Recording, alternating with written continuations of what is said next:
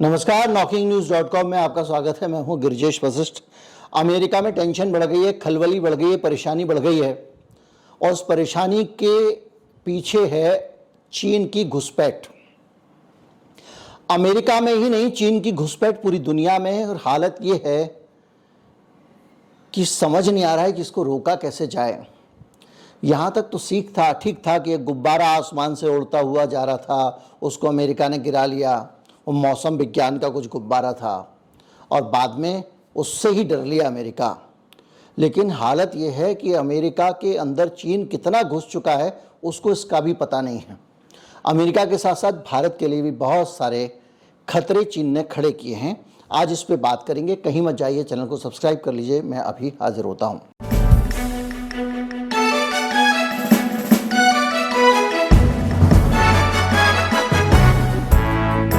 एक खबर आई है कि चीन के पास अमेरिका के अंदर 3,84,000 हेक्टेयर कृषि भूमि है।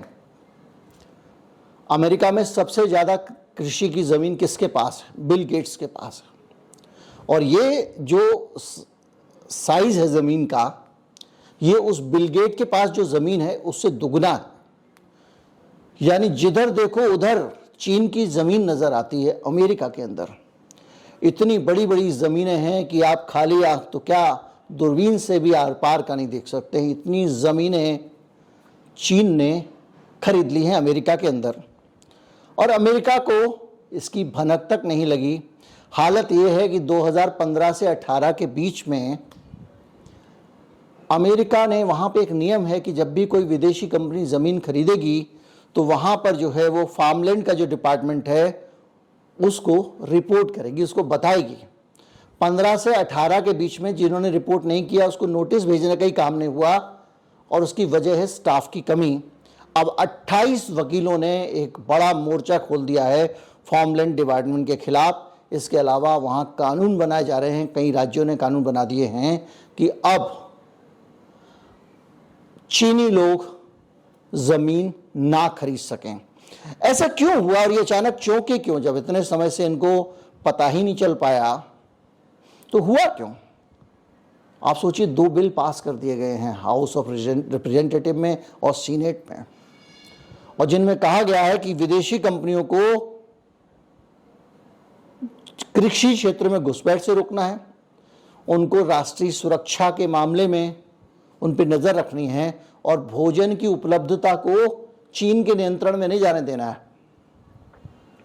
हमारा भोजन, हम तो मोजाम्बिक से हमारी दाल आती है, तंजानिया से भी आती है और हमारा जो ज़रूरत का तेल जो है वो इंडोनेशिया से आता है। खैर, बीच में बता दिया आपको। अब हुआ क्या कि ये जो पूरा रायता ऐसे फैला कि चीन की एक एग्रीकल्चर कंपनी है, उसका नाम है फूफेंग ग्रुप। उसने नॉर्थ डेकोटा में ग्रांड फॉक्स में 370 एकड़ ज़मीन खरीद ली, जो हुई 175 हेक्टेयर। और ये जगह जो है वो अमेरिका की वायुसेना का अड्डा और एक ऐसी जगह जहाँ पे अमेरिका अपने ड्रोन्स विकसित करता है, उससे सिर्फ 20 किलोमीटर दूर है। अब खतरा खड़ा हो गया कि भाई नेशनल सिक्योरिटी की जगह 20 किलोमीटर, तो अगर ऊपर से हवाई जहाज उड़ते हैं तो आप नज़र रख सकते हैं। ऐसी जगह पे उन्होंने कैसे खरीद लिया? अब वो कह रहे भाई हम यहाँ तो अपनी जो है वो ज़मीन हमने बनाई है, वो संस्था कंपनी कह रही चाइनीज़, हम तो यहाँ पे कॉर्न मिलिंग का काम करेंगे। कॉर्न मिलिंग मतलब ऐसा होता है कि जो भुट्टे होते हैं ना, भुट्टे के दाने अलग करना, उनको अलग करने के बाद उससे तरह तरह की चीज़ें बनाना, जैसे कि उससे अमीनो एसिड्स तैयार करना, थ्रियोसिन, लाइसिन तैयार करना। ये क्या होते हैं? ये पोषक पदार्थ हैं जिनको पशुओं के लिए तैयार किया जाता है कि अमीनो एसिड्स वाला खाना, अमीनो एसिड्स से मिलकर ही प्रोटीन बनता है।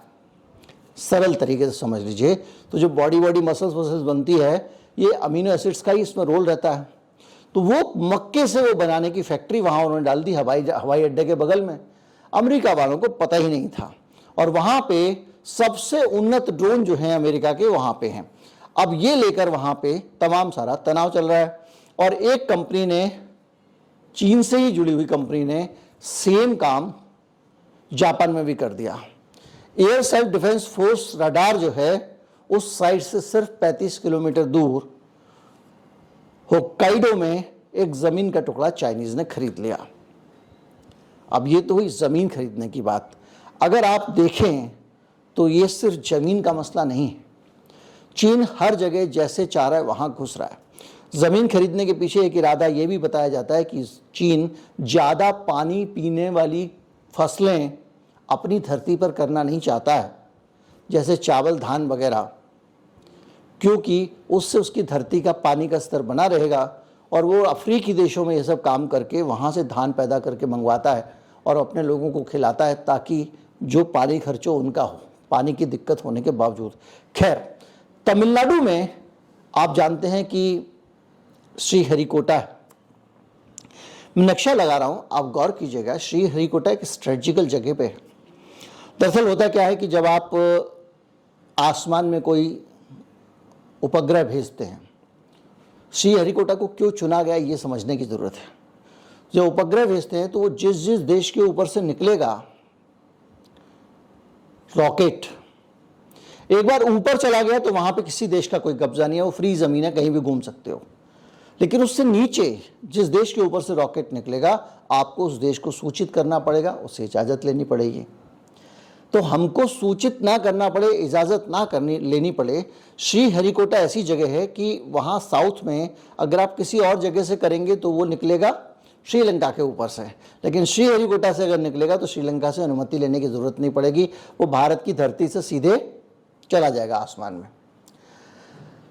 तो वहीं पर एक द्वीप श्रीलंका का खरीदा हुआ है। किसने? चीन ने। देखिए, भारत के नीचे श्रीलंका के सबसे नीचे वाला जो हिस्सा है वो है हम्बनटोटा बंदरगाह। वो एक शहर है जिसको चीन ने लीज पे ले लिया है। हम्बनटोटा में बहुत सारा डेवलपमेंट कर रहा है वगैरह वगैरह, ठीक है। लेकिन पिछले दिनों उसने अपना एक जहाज जो बहुत सारा कम्युनिकेशन सर्विलांस कर सकता है उसको वहाँ जाके खड़ा कर दिया। यानी हमारी यहाँ से जो भी लॉन्च होंगी, जो भी होगा, उनको वहाँ से वो ट्रैक करेगा, उस पर नज़र रखेगा। भारत ने इस पर आपत्ति जताई थी और उसके बावजूद एक जासूसी जहाज जो है आके खड़ा हो गया, क्योंकि हमारी आपत्ति को बहुत सारे लोगों ने खारिज कर दिया। करीब करीब झिड़क भी दिया बहुत सारे देशों ने जो हमारे बहुत दोस्त बनते हैं। तो ऐसी स्थिति में ये दूसरा मामला हो गया।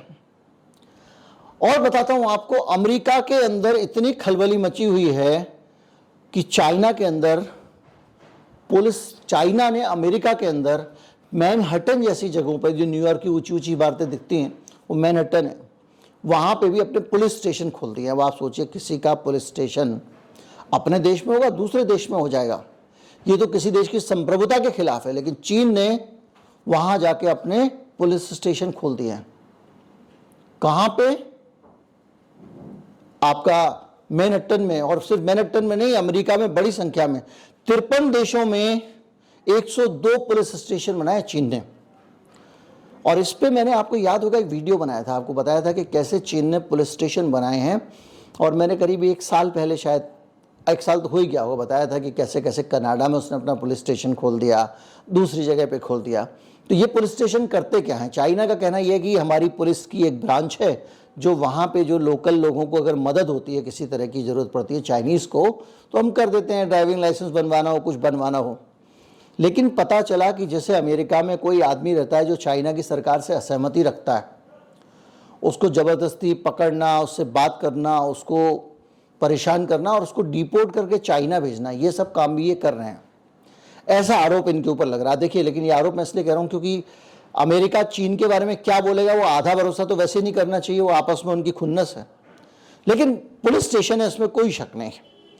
और इसके ज़रिए असंतुष्टों की निगरानी की जा रही है, प्रताड़ित किया जा रहा है, सारी बातें मैं आपको बता चुका हूँ। और ये जो चीन की गुप्त चौकियाँ हैं, ये सेफ गार्ड डिफेंडर्स करके एक मानवाधिकार संगठन है, उसने सबसे पहले इस मसले को उठाया था। और इसमें जो देश हैं जो जहाँ पे ये चौकियाँ हैं, उनमें इटली है, फ्रांस है, कनाडा, ब्रिटेन और नीदरलैंड है। यानी एक देश के अंदर दूसरे देश की पुलिस कैसे चौकी थाना खोल सकती है भाई? अगर एक किसी देश की संप्रभुता भी तो कोई चीज़ होती है ना। ये हालत है। ब्रिटेन में भी बाकायदा एक पुलिस स्टेशन था जिसको बंद किया गया, संसद में इसकी जानकारी दी गई। तो कुल मिला के जो चाइना है, ये बहुत अति उत्पाती बालक बन गया है। और अगर आप इतनी ज़मीन अमेरिका के अंदर खरीद रहे हो भाई, तो एक तस्वीर दिखाई देती है कि चाइना जो है वो अब धीरे धीरे करके अमेरिका के लिए सरदर्द बनता जा रहा है। तुम तो बगल में ताइवान जा रहे हो भाई, उनको हथियार बेच रहे हो ताइवान को, चाइना से डरा डरा के। चाइना तो तुम्हारे घर में घुस गया, वहां थाने खोल लिए उसने, वहां जमीनें खरीद ली। जो भी ये सब बहुत रोचक है, और सबसे ये भी पता लगता है कि सारी नैतिकता, अच्छाइयाँ नागरिकों के लिए होती हैं, जो सरकारें होती हैं वो किसी भी हद तक गिर जाती हैं एक दूसरे के खिलाफ जाने के लिए। ये हम यूक्रेन युद्ध में भी देख रहे हैं, दूसरी जगहों पर भी देख रहे हैं। उम्मीद करता हूँ वीडियो आपको अच्छा लगा होगा और बहुत सारी जानकारियाँ मिली होंगी। अच्छा लगा हो तो ज़्यादा से ज़्यादा लोगों तक पहुँचाएं, चैनल को सब्सक्राइब कर लें। नमस्कार, जय हिंद।